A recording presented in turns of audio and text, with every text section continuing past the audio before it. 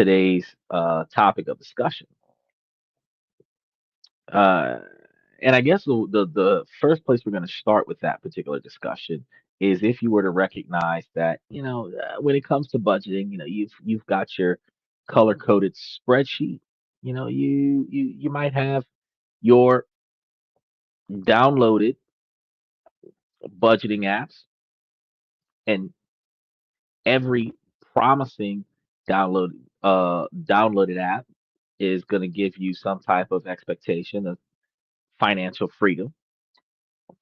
Doesn't always work. It just allows you to micromanage your budget a lot further. You find yourself categorizing every single expense from your morning coffee down to that pack of gum you bought last Tuesday, right? And you think that you're doing everything the finance gurus tell you to do, and that's the right thing to do. So here's a question for you.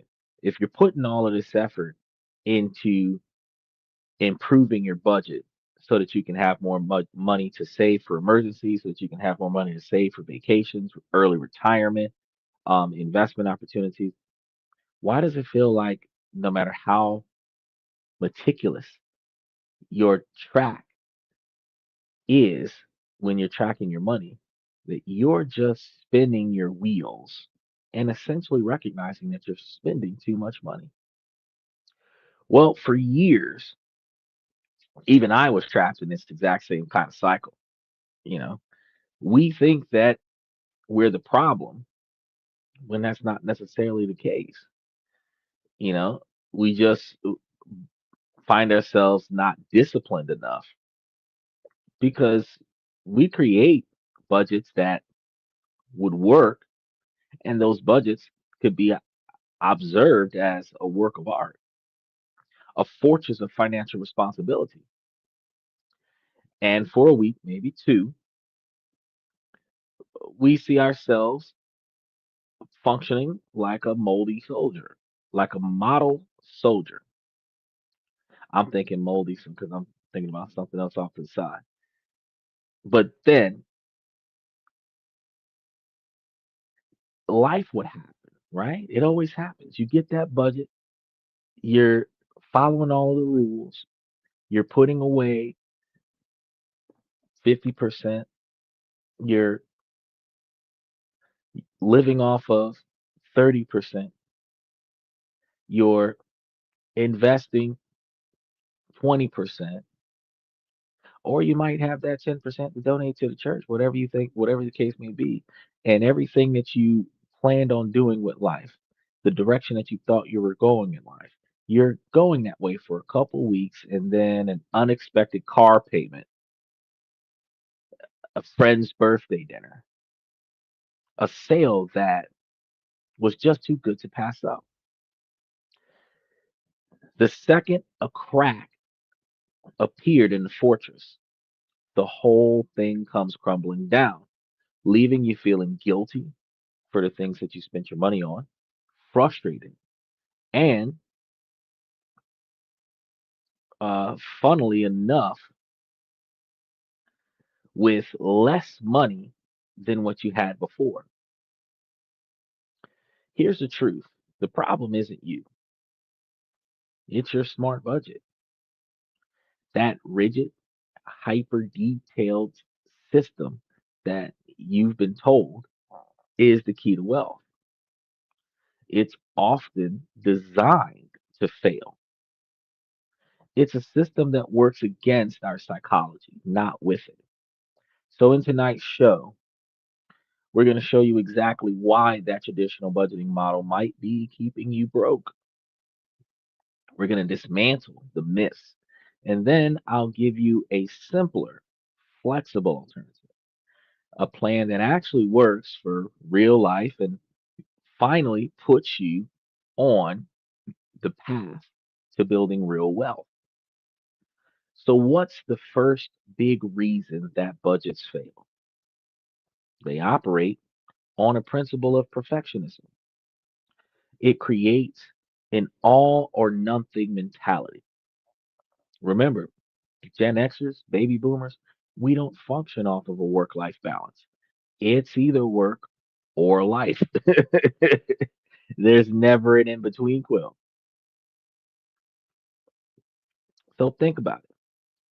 If your budget is a set of rigid rules, spend no more than $300 on groceries, $50 on fun, $20 on coffee. From day one, you're in a pass fail system. You're either good for staying within the limits or bad for going over. There's no middle ground. What happens when Michael said he didn't write it down? What happens when your inavailability to break a rule occurs? Because it is inevitable that you're going to break a rule. So let's say you go over your grocery budget by like $50. Grab one too many extra things. Maybe decided to buy in bulk because some things were on sale. It'll last longer, right? That's usually what we do when we buy in bulk. It'll last longer. In the world of rigid budgeting, you failed. Guilt is going to wash over you because you spent more money than what you were supposed to do based on your pass fail plan. You think, well, I've already blown it for the month. What's the point now? This single thought is catastrophic. It's the same trigger that happens with crash diets. You eat one cookie, feel like you've ruined everything, and then proceed to eat the whole box, promising to start over on Monday. And you keep putting that diet off until you end up never doing it. Psychologists call this the what the hell effect. I like that terminology. The what the hell effect. It's equivalent to the fuck it mentality, but it's a little bit different. Like I says, got to get a loan to eat, bro. If folks don't got savings, they're gonna be getting loans to eat. Once we make one small misstep, we abandon our goals entirely because the feeling of failure is so demotivating. And actually, that lack of motivation plays a heavy tune on. Ask yourself how many New Year's resolutions you've completed this year in comparison to the quantity that you actually had. Ask yourself what's the average of New Year's resolutions that you're sticking to the following year or 3 years later.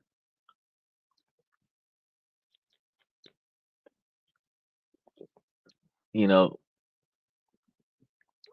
people typically quit and then they say, oh, maybe next year. Ask yourself how many New Year's resolutions that you have had multiple years in a row that you've never fulfilled. Michael says, fall down and get back up.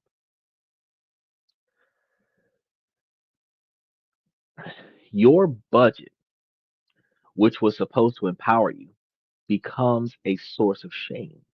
And I know I find myself doing this on a regular basis because uh, the budget does not have personal entertainment in there. Budget does not have for frivolous spending. The budget does not have for impulse buys. We have to validate it, rationalize it, put it on a list, buy it. Then when we get it, try to use it. And a lot like most things that we get in our lives, it stays in the house and collects junk because we thought we were going to utilize it more than what we did. And then we find ourselves in a position not being capable of using it as much. Then we feel guilty about it, chalk it up as a waste of spending, and then we promise ourselves that we're going to get back on financial track with the next paycheck. Michael says it's life, or you can just lay there in the mud and feel sorry for yourself. He does make a point.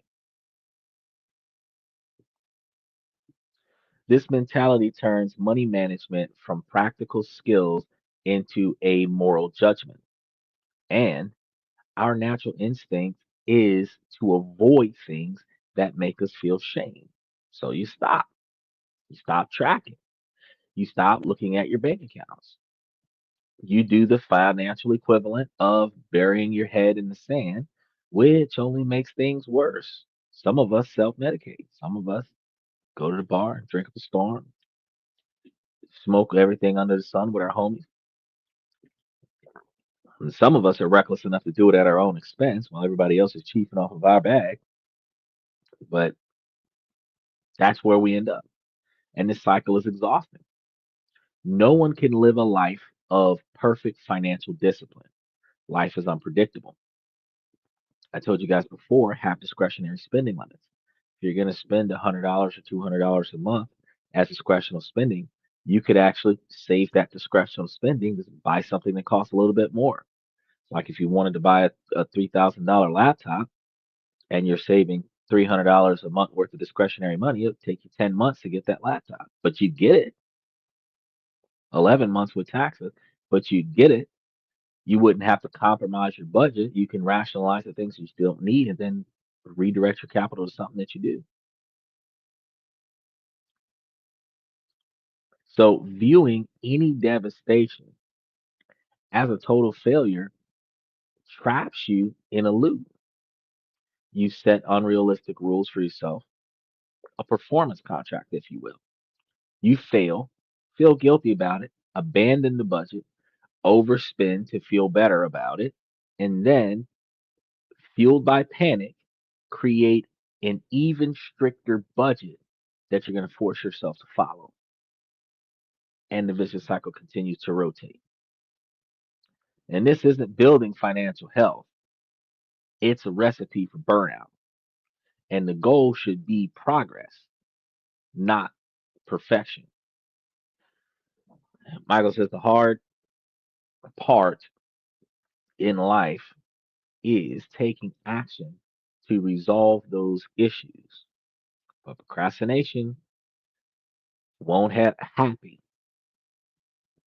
Yeah, procrastination won't make you happy. That is true. All right. We have a second reason. Your budget demands a ridiculous amount of mental energy. It turns you into a financial micromanager. And this leads straight to something called decision fatigue. So think about this.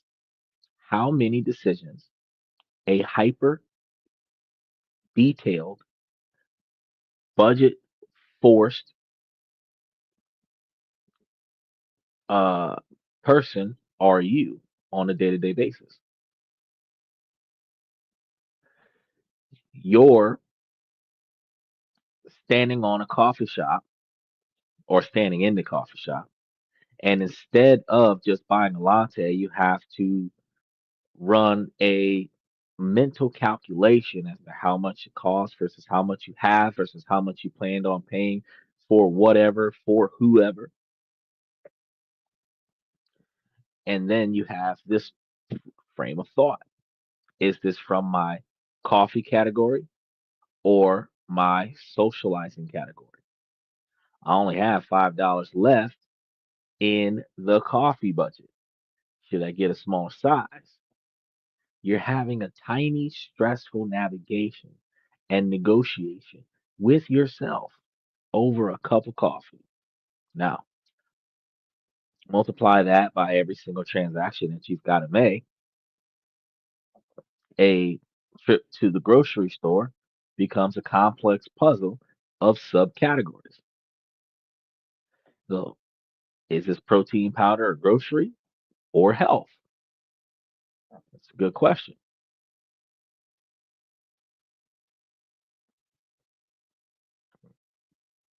Michael says if you don't make a decision, someone else will do it for you, and usually it's the wrong one.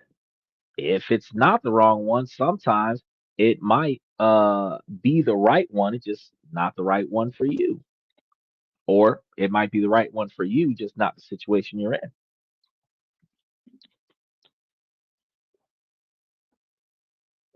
It said coffee is free. Dirt water is free. Coffee's not free. This level of over over categorization is a huge unspoken mistake because it makes tracking tedious and very overwhelming. So our brains have a finite amount of decision making power each day. Every choice we make, no matter how small, depletes that battery. By forcing you to constantly deliberate over dozens of speeding categories or spending categories, your budget is exhausting you with travel details. What happens when your brain is tired? You start to make bad choices. Why? You're more likely to grab a candy bar at the checkout after a long grocery trip.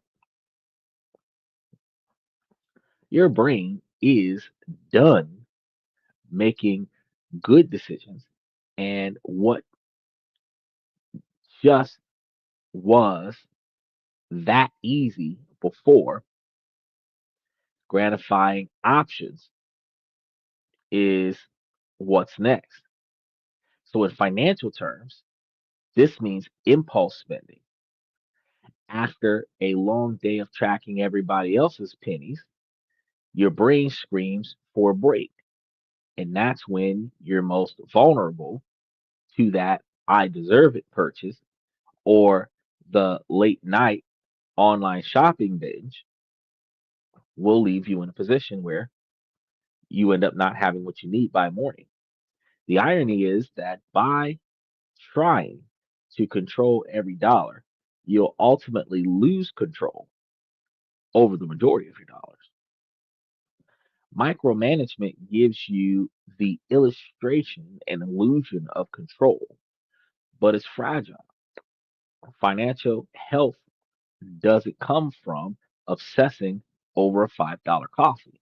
It comes from getting the big things right, and your savings rate, your debt rate, and your major costs all pool into one location.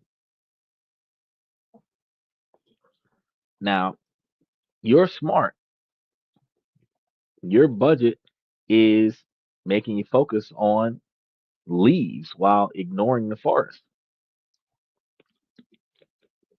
But if your goal is to clear that forest out, you're not doing a good job.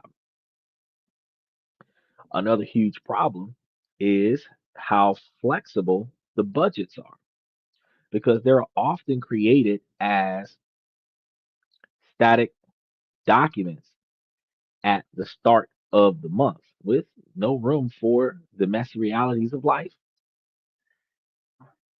A statistic budget assumes every month is a carbon copy of the last month, which is pure fantasy. It is extreme fantasy. This rigidity is especially bad at handling the irregular expenses. Your budget might be perfect for regular bills like rent and groceries, but what about the car insurance that's due every 6 months or annual transcripts? Speaking of, $1,200 per year plus taxes gone.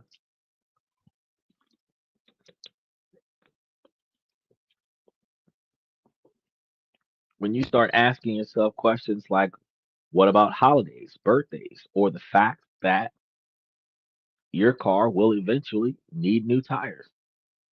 These aren't emergencies, they are predictable, non monthly expenses. He said coffee fund. Shoot. Even with a coffee fund, I find myself drinking bottled water. because I don't always have a brew waiting on me when the show starts.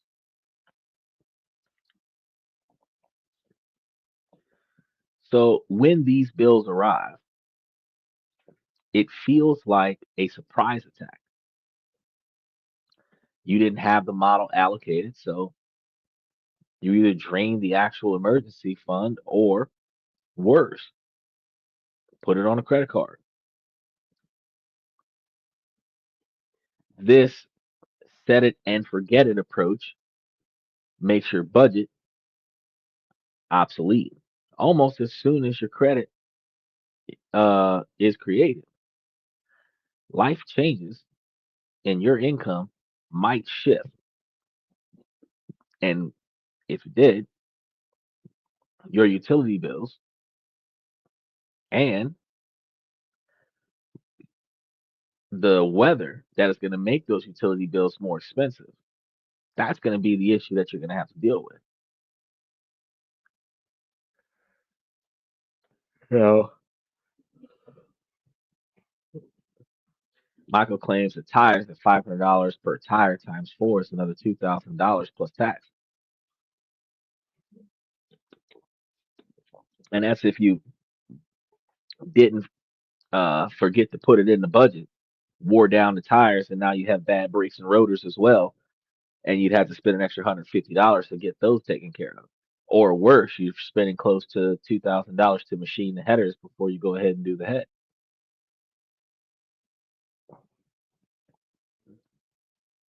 Nobody thinks about these things. So a rigid budget doesn't adapt. It can't bend, so it breaks. A flexible plan, on the other hand, is designed to absorb these impacts. It's more like a financial GPS. If you hit a roadblock, it doesn't shut down and call you a failure. It just reallocates the route. So a truly smart plan doesn't just account for a perfect month. It has strategy for the real ones. Now, this means building a dedicated savings bucks for those non monthly costs, often called sinking funds, by setting aside a little money each month for those larger expenses. They stop being enemies that derail each other's progress and become planned events that you're ready for.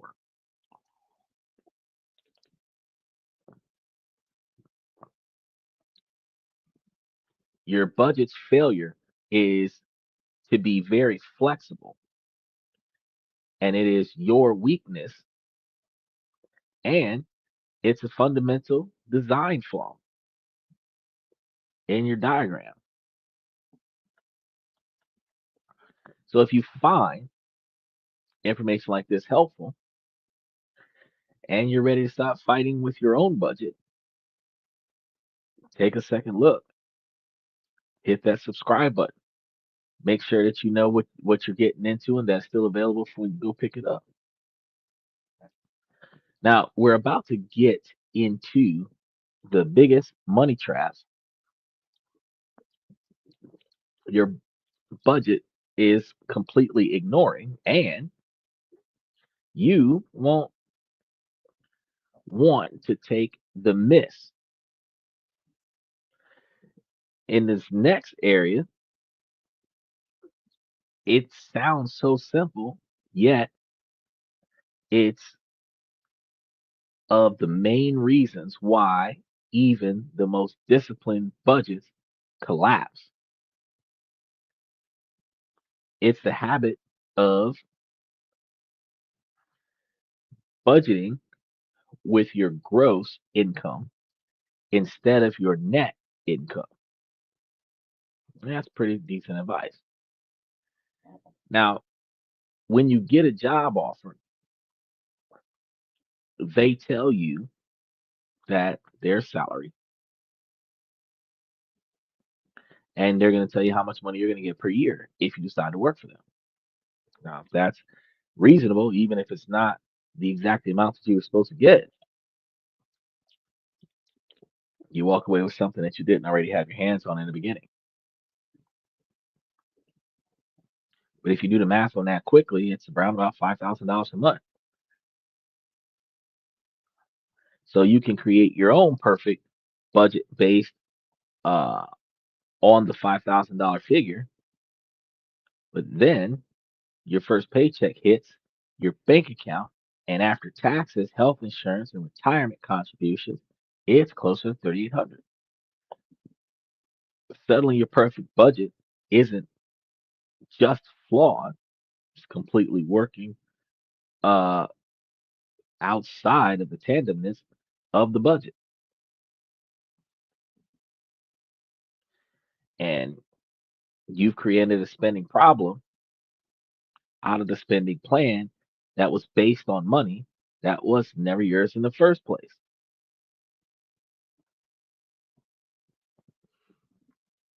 Michael says income is your total income. So net income is your total income, where your paycheck will be less. And then gross income is the results of all of the efforts at the event. And he's saying in this situation, it also could be minus 30% of your check. Yeah, yeah. Well, they typically take more than that. They typically take closer to 40%, especially when there's children afoot. Now, that particular type of situation where out of the list of stuff that I gave you before, I read the comment section, you would find that you have $1,200 of deficiency that needs to be paid for by you or someone in there. And this is a guaranteed recipe for failure. You're left scrambling, trying to figure out how to curb all your planned expenses with way less money than you expected. Now, many people look at their total salary as quote unquote their money and see taxes and deductions as separate expenses. Psychology isn't backwards. The one thing money should be doing is budgeting with your take home pay.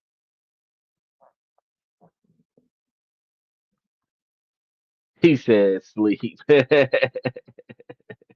Look into my eyes, you're getting sleepy. Look, hey, I'm getting tired. I cultivate so much information in one day that I end up with information overload. But I make sure I get the information to you. Then you can go to sleep on it. When you wake up in the morning, you have an awake plan for it. Money should be out working while I sleep. I completely agree. I completely agree.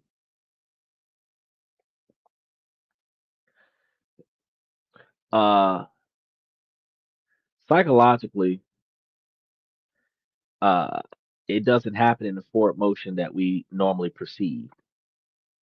And the only money you should ever budget with is your take home pay. That amount of money, you know, you deposit it into your bank account or invest it in the stocks market where you can turn a profit off of it in a shorter period of time. And then that golden rule, you got to think about that. He said maybe should be out working while I sleep. Something's got to be out there making money for you while you're asleep.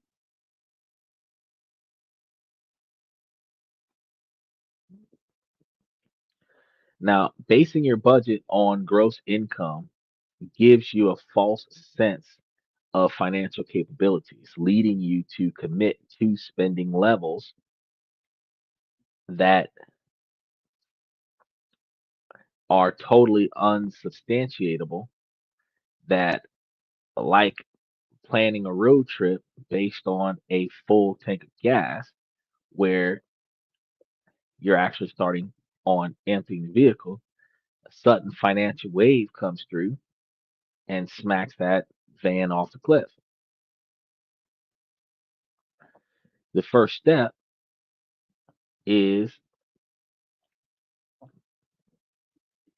to use the real numbers. Ignore your gross pay. The only number that matters is what actually has happened recently. And primarily it might end up in your bank account. And this brings us to the sneakiest reason that you budget, maybe because it's keeping you from also experiencing being broken. Even when you follow it perfectly, if you budget doesn't actively fight lifestyle creeps, you'll never get anywhere.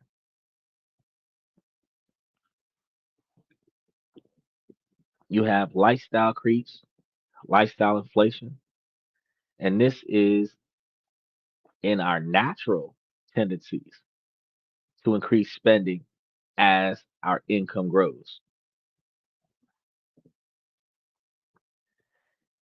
That's a good question. What is the golden rule? I haven't found that out.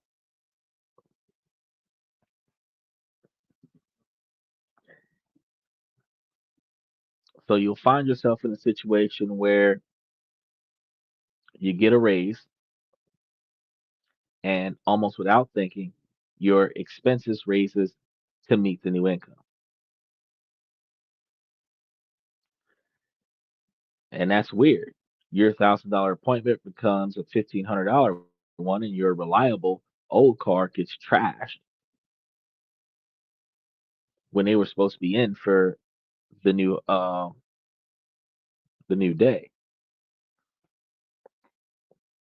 So if you start eating at a nicer restaurant and buy more expensive clothes, justifying it all by saying, I could afford it now, you put yourself in a position where they expect you to do it on a regular basis. Because the problem is your budget. Your budget often helps you to do whatever it is that you need to do. And then when you get that raise, you go back to your spreadsheet manager and just adjust, shift over, move a little bit the spending categories in an upward position, and then identifying the booth rent. That's a lot of work.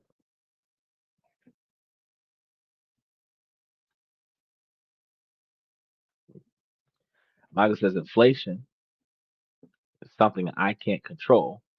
I tried to budget for it, but Biden messed that up.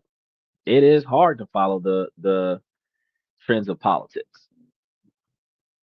And your budget is going to give you permission to absorb that entire raise into your lifestyle, almost like a tsunami, leaving you in a position without the alternative motive of taking the photo of the guy while he was standing there. Then you'll find yourself in situations where your savings rates ever so slightly increase as you get closer to policy renewal, and then you end up realizing, damn, I'm paying more money than Allstate.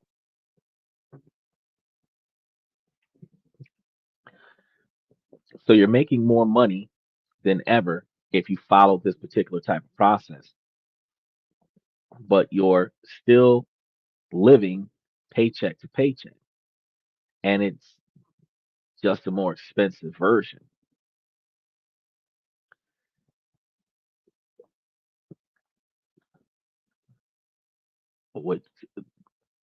With $100 today, I can't even full where a child would sit. Well, he's not going to put the child on the motorcycle. But some people have mothers on shawls in the back seat where they're cradling their child and it's wrapped around their necks.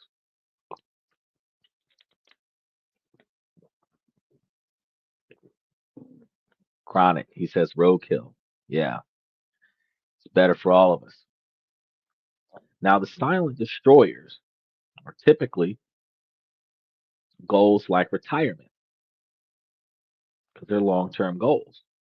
The extra money that could have been supercharging your investment is instead funneling into sustaining a more luxurious presence. Your budget becomes a tool for managing a higher level of consumption, not for building wealth. So, real quick, if you had a $2,000 a year lifestyle on a $2,000 a year income, and let's say shorthanded that you ended up with a raise that qualified for around about $1,100. I said 2,000. Let's say an additional $1,100. So that would now give you $3,100. If your standard of living was originally under that $3,100 when they first went to town, you're able to take the difference and keep the books balanced. And let me throw down an example. If you was making 2,000 a month, now you're making 3,000 a month or $3,050 a month. If you start buying more stuff and spending more money and everything's on me, you're going to burn through all of the money that you were putting away. But if you realize that, well, you know, the budgeting led to a substantial quantity of foliage near the fireplace, let's make that work instead of wasting all of this money on going to a restaurant that has that same fireplace there as a romantic ambiance.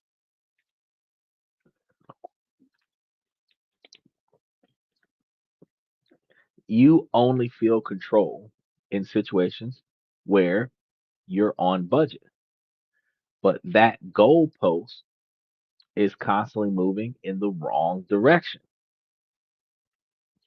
The true financial progress is about widening the gap between what you earn and what you spend, then investing the difference.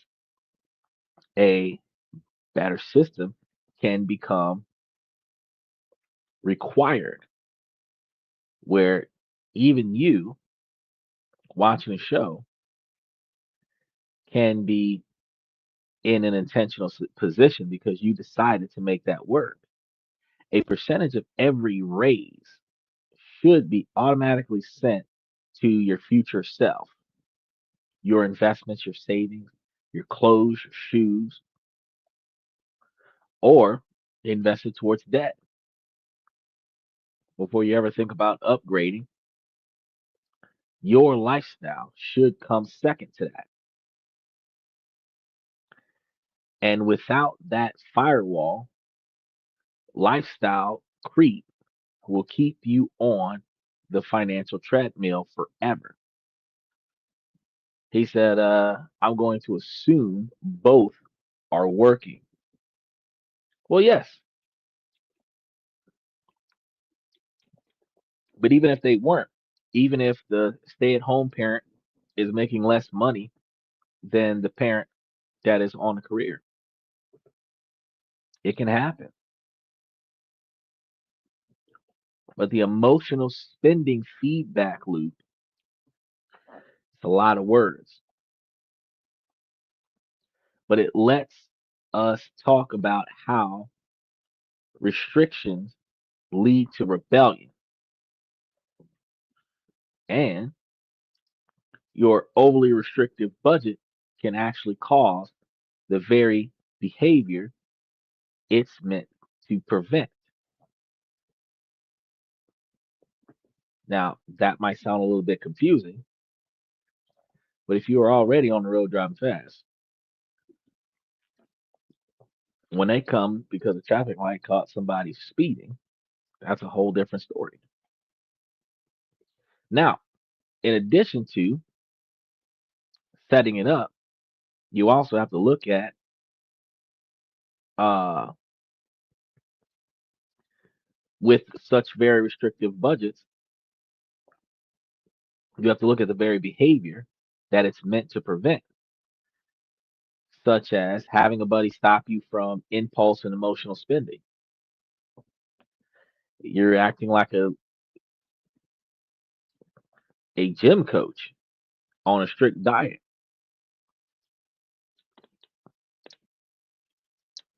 And that's a shorthanded paragraph. When you tell your brain that it can't have something in it, it wasn't the thing that even mattered to the situation.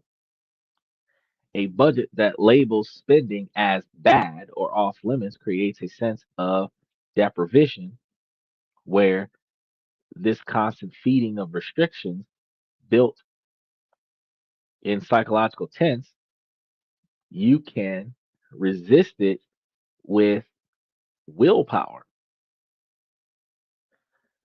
And for a while, but that willpower that used to be there will eventually run out. That tension that's needed is, especially if you're trying to release that tension as a form of relief, genuine relief. And this often happens where explosions explode and a binge week for spending exists thereafter. After weeks of saying no, you'll snap. You go online shopping spree or drop a ton of money on a fancy dinner or some type of memorabilia. First wash, it's all destroyed. Michael says an average income on the low end is about 16,000 per year. Yeah, that's true. And the average is around 65,000 per year. Yeah, that's also true.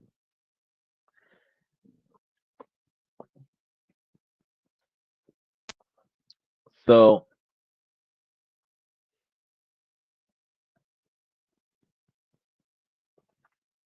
if you're dropping money, a ton of money, on things like fancy dinners, you'll come to find that it's hard to maintain your budget. It's a rebellion against the self imposed financial prison that we live in. The binge provides a moment of clarity,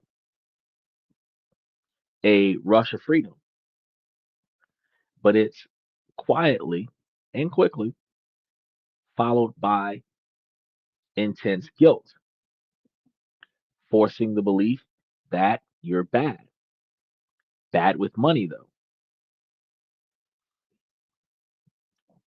This is where we navigate change because this creates a destructive feedback loop. A restrictive budget causes deprivation.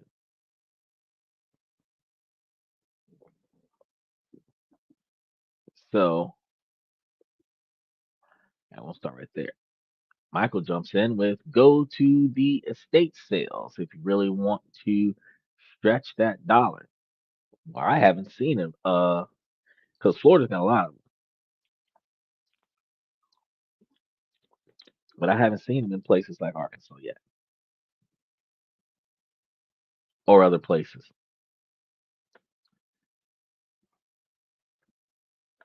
So you don't need to live like the Joneses. We should never be in a position where we're keeping up with the Joneses, living the life of Riley, or charging it to the Underhills. All of those old-fashioned phrases and metaphors clearly revolve around taking money you don't have and putting it towards something you can't afford, either for the sake of impressing somebody who could give two shits about you or to spoil a person who does not deserve it because they have not made themselves that valuable to you as of yet. So it is a bad decision to spend money on people for unnecessary entertainment and luxury just because you quote unquote can when you could better your lifestyle and then quit your job. because you can, because it's paying you for the rest of your life to stay at home.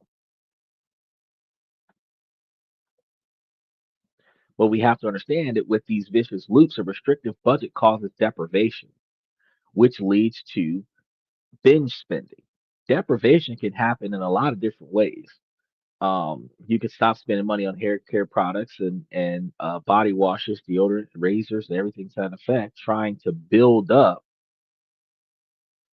money for something else, forgetting, neglecting your personal needs. You can have deprivation from forever putting all of your money towards something to budget because you're the kind of person who normally used to go run out and guilty pleasure buy something. There's a whole lot more change that needs to be done. And Michael says they may laugh at you now, but in the long run, you'll be laughing at them while you're on the yacht and I guess they're just sitting there, whatever, looking at the dock because they can't go to. It's a members only dock. You're right.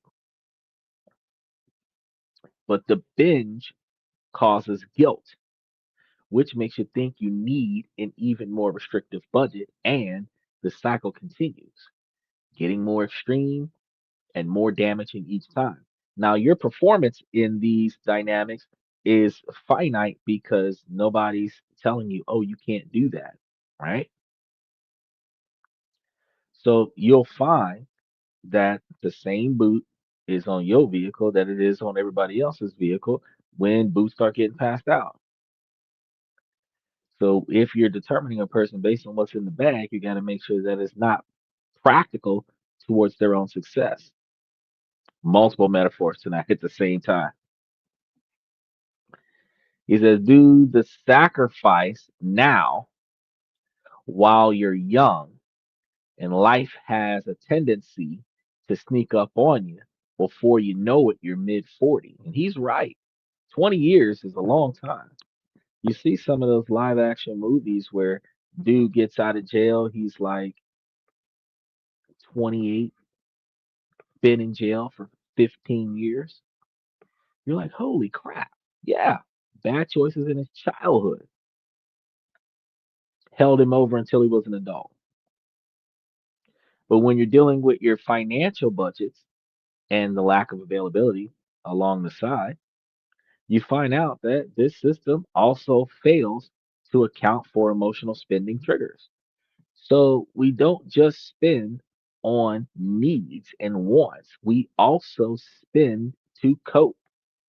And since we spend to cope, we are going to find a way to take money we don't have to go and buy stress relief gadgets, probably for being bored, probably get like a midnight cap that you can just go and lay down and take a nap, or the shoulder to cry on, the therapist that you can drive them to help them out with the sadness. A rigid budget provides no healthy outlet for any of the stuff that we've been talking about. When stress hits, there's no room for even a small guilt free purchase. The pressure builds until it results in a much larger budget breaking expense. A truly smart system works with these needs not guilty towards them. Now, the solution to this, the conscious spending plan, that's going to be our solution. So, the old way of budgeting being broken, you recognize the alternative. You want to ditch the budget and adapt a uh, conscious spending plan, and then recognize that it's also this conscious spending plan isn't about restrictions. It's about intention. It's not about tracking every penny. It's about getting the bigger picture right and automating your success as soon as possible. So here's how to build one. One of those budget kicking in the balls kind of scenarios. The first step you need to know is you have to know your four biggest numbers. For instance, forget the 50 buck categories. You only need to know four numbers: net income, which is your total income;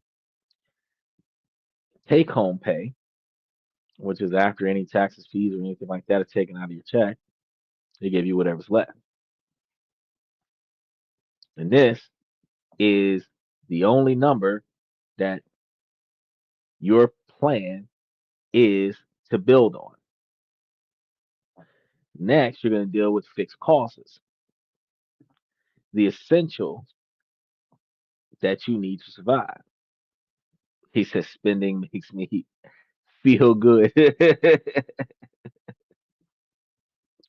This is going to be the rent mortgage cycle. Um, and if it's not rent, sliding on the mortgage, they typically include the utilities and the insurance into any onboarding process. So, as it pertains to what we got going on right now, minimum debt payments establishes the difference between an individual not showing up and an individual not having what they need. So, aim to keep it around 50 to 60% of your take home pay. And if it's higher, that's your first area to look at. Long term investments is going to be another way to focus on things. And I know we talk about stock options every week, but this is a non negotiable. This is going to be you paying your future self first. And it's a great starting point, and it is at least 10% of your take home pay going into this retirement account. Next, we got to solve goals together. Oh, smart observation. Stop thinking about rent. Think about home ownership. We got to follow up later this week and talk about where we onboarded all the passengers. Michael says fastest way to a home is buying the land. Fastest way to a home is buying the house in as is condition.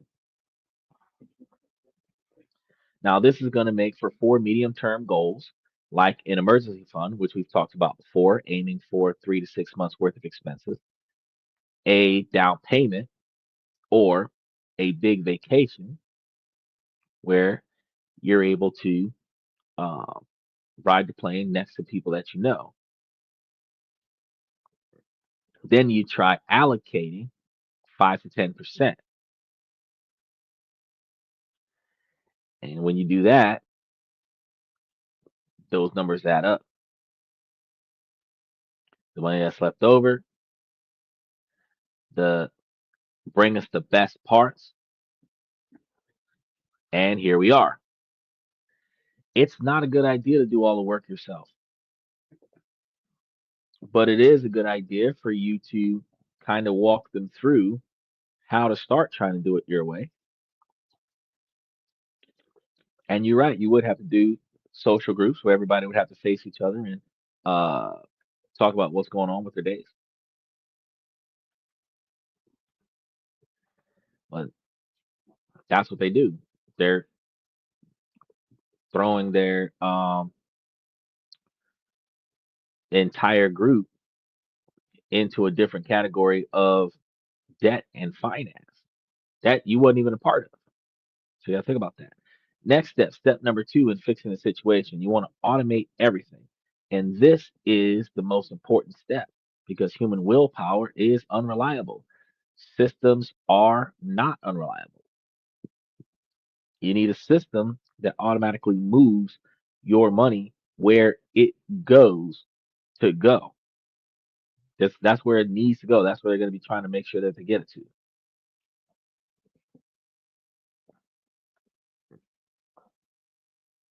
He says, invite your friends over. I said that. Now, the day you get paid, you have your own systems automatically. You want to move your investment contribution to your retirement account, then move your savings contribution to a separate high yield savings account. If you move the money for your fixed cost into a separate checking account just for the bill,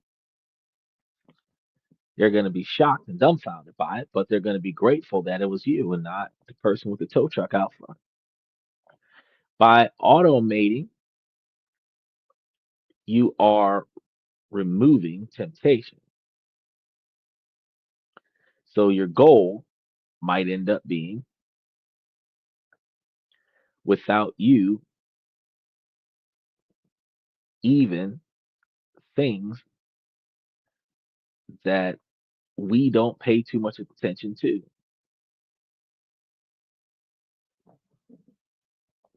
So you've made being responsible a default setting. Now, number three, you'd be embracing the guilt and any guilt free spending. Remember, the money left overall is going to be after your big numbers. That's going to be your guilt free meter at its best. Now, spending money, that's a different topic. Spending money. But in this chapter, you're going to have groceries, gasoline, butane tanks, hobbies, shopping, all that stuff. The best part, you don't have to track it. You just have to categorize it. You don't have to feel an ounce of guilt if the bill is on your friends. But how do you spend the money? The antidote is a deprivation of bridge. And what about the coffee? The coffee would turn out to be great. So to get a clear cut, a clear corner, we would have to assume that you were with the laundered money.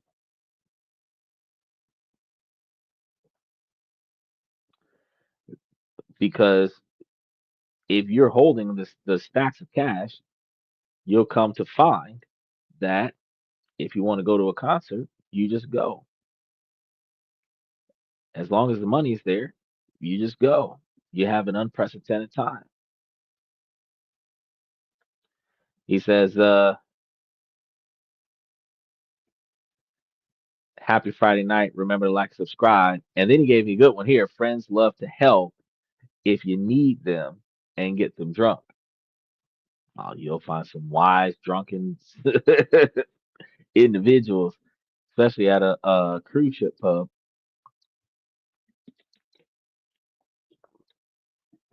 Now, check this out. If you've already handled the important stuff, so you want to rest, and that's supposed to be included in any situation that's watching your personal property. So you rest and reflect on the fact that you have uh, upgraded from the standard to a more efficient level. Step number four is going to be monthly cost. That's going to be a really good one. The monthly cost, uh, check-ins, and noon report cards. The conscious spending plan in the living room is documented. Once a month, the individuals will take 30 minutes and put all of the good things that the person have done. Now, some people can take a 30-minute scenario with a quick pick and get out there and go get it done, and then whatever happens after that, that's your level of return. But if you have a method where you stick your feet in the water and the water don't move, time to go. But you're going to ask yourself when you're in the middle of these things, especially if you're at the gas station getting gas for the second time in the same day, you start asking yourself, am I good enough? Yeah. So then, with that being understood, um, are many fixed costs involved in a good ranger station? Not too many people know. So then, how does your guilt-free spending feel?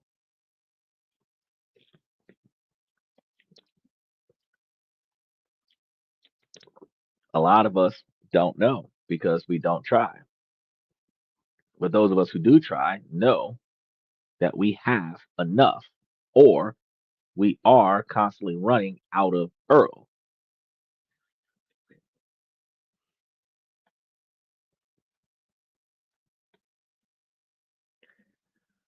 Now, Michael says that the average cost of a concert in 2024 was $136 and much higher for known artists. Yes, of course, that is true. So if you had a really good artist and you were on standby for him, yeah, you probably paid a good grand for it. But if your guilt-free spending feels too tight, that's just data. It tells you that you need to either A, find ways to reduce your fixed costs, or B, find ways to increase your income. It shifts the focus from I must cut back to how can I expand my resources. A mindset of constant abundance is not an issue, and nothing is scarce. So this gives you the ability to walk right into, oh wait, hold on. He says concert plus is extra, and if known, you'll hate yourself for it in the morning. True. So you want to plan for real life with sinking funds. Something I've never done before, but I was on a roll, and then a cop showed up. He said, "Let's do it. We're young. We're going to live forever." That's a that's a good assessment. And then Donald Trump Jr. gets in the office. But let's stop with irregular expenses from derailing you. We're gonna stop the negative trains from derailing you, and this is gonna keep us from sinking our funds. A sinking fund is just an account, a savings account, money mutual account, something to that effect, for a specific predictable future expense. And he follows up with, yeah, okay, so we're young forever. Down for the cost right before you commit triple felonies. First, you want to identify your major non-monthly expense, like a car insurance, car notes, holidays, birthday parties, vacations, Father's Day, Mother's Day, you know, parades and haunted houses. You want to tally up the total annual cost and divide by 12. That's going to be your monthly uh, sinking fund. And then you want to automate this into a separate savings account. So let's give it a shot. Now, when your car is going to be do next? You've got a $600 insurance bill that's coming. It's supposed to be here around about that time. Then you also have the current non-emergency status. You have to pay attention to that. You just when you just pay for things, you find yourself sinking funds that hasn't been waiting for it. And this simple strategy turns financial shocks into planned expenses. One of the reasons why he's covering things up. So for too long, we've been told that financial freedom is paved with spreadsheets and guilt. And we've been sold a system that treats us like robots and ignores our basic human psychology. And not to mention, when you fail, you tend to blame yourself. So, to that end, the problem was never your discipline, it was the system. By throwing that system out the window, getting rid of the old school budget, and embracing a uh, conscious and capable, functional person, that's what we're going to be sticking to before the end of the show. So, your spending plan, which is way left field,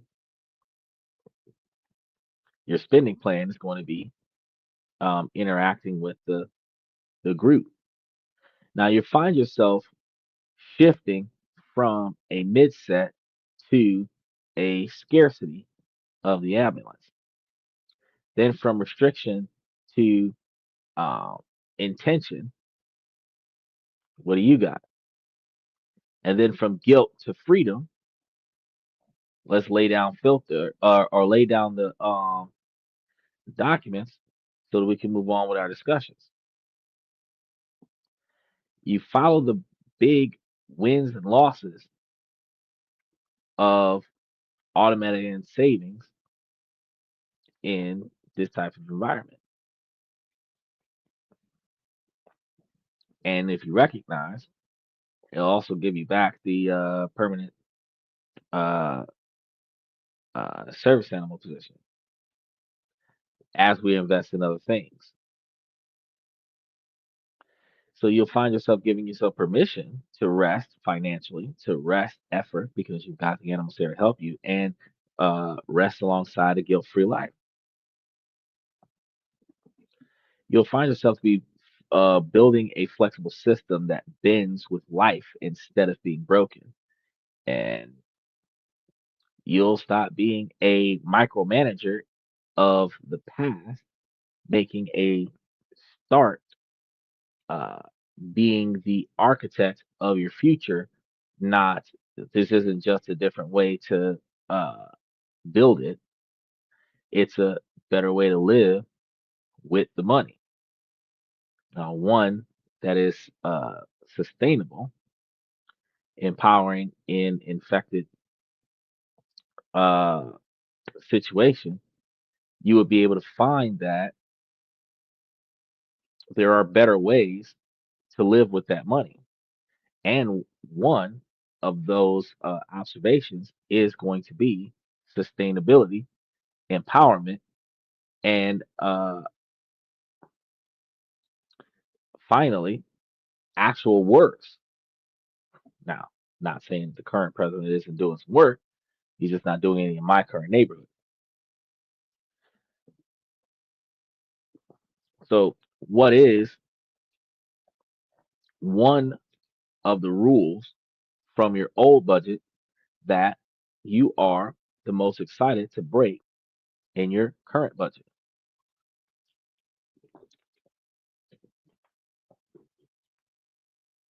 Now,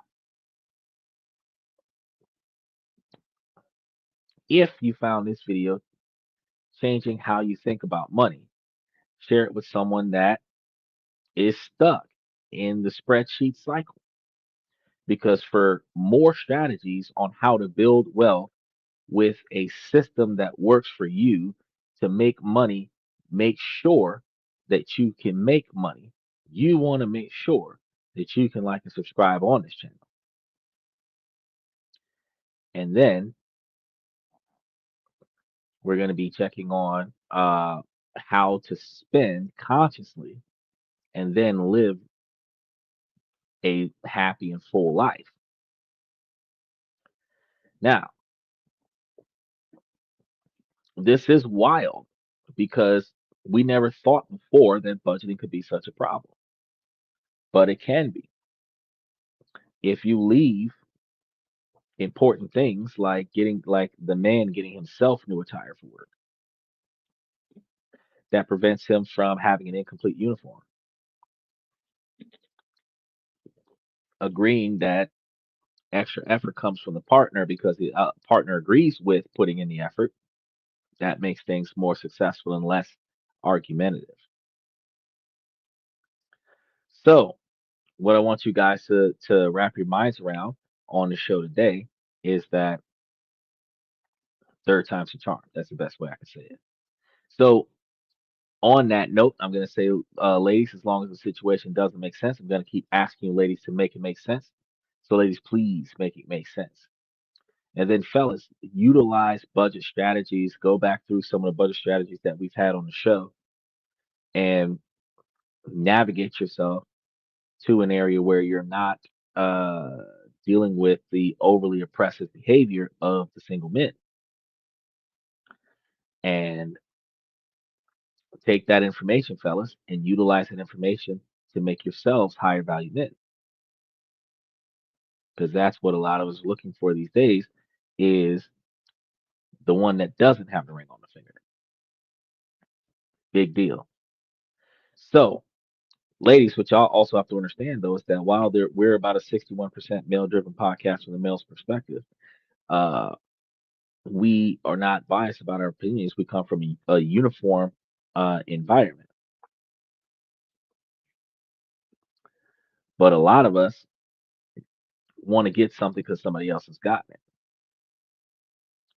So we'll navigate our ways through this to see how we can make ourselves higher valued individuals. But ladies, as y'all said plenty of times before, y'all don't need a man to make it by yourself.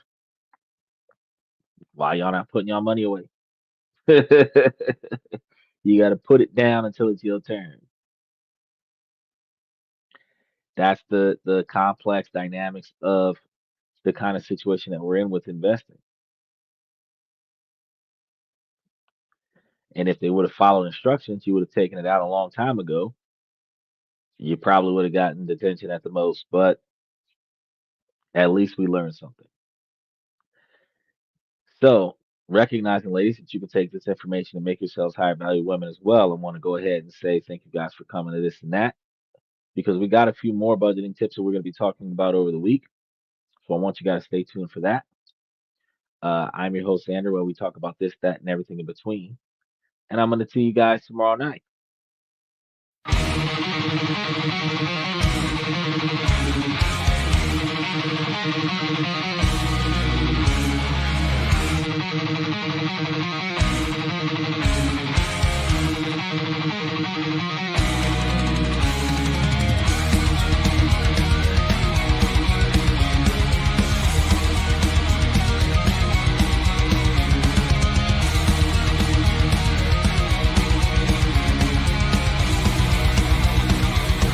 Higher ground.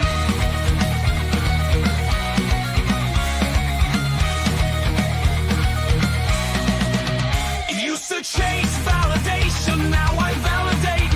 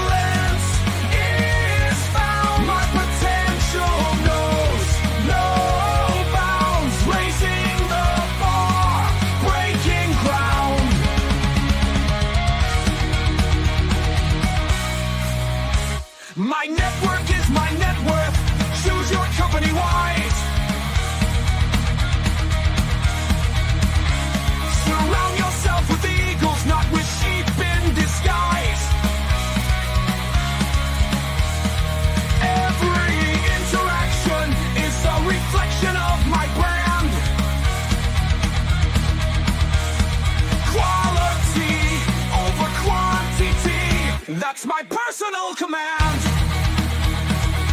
I'm not mounted on higher ground where excellence is found. My potential knows no bounds, raising the bar, breaking ground.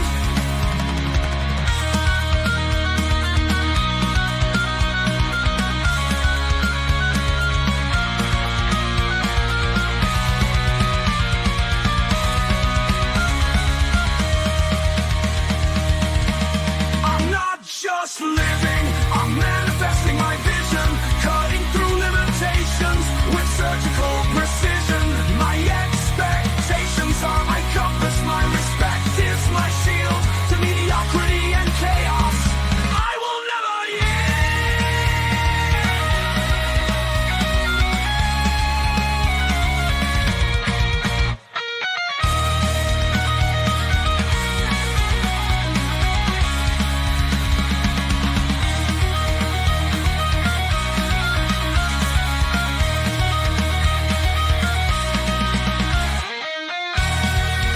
I'm not just living, I'm manifesting my vision, cutting through limitations with surgical precision. My expectations are my compass, my respect is my shield to mediocrity and chaos. I will never yield.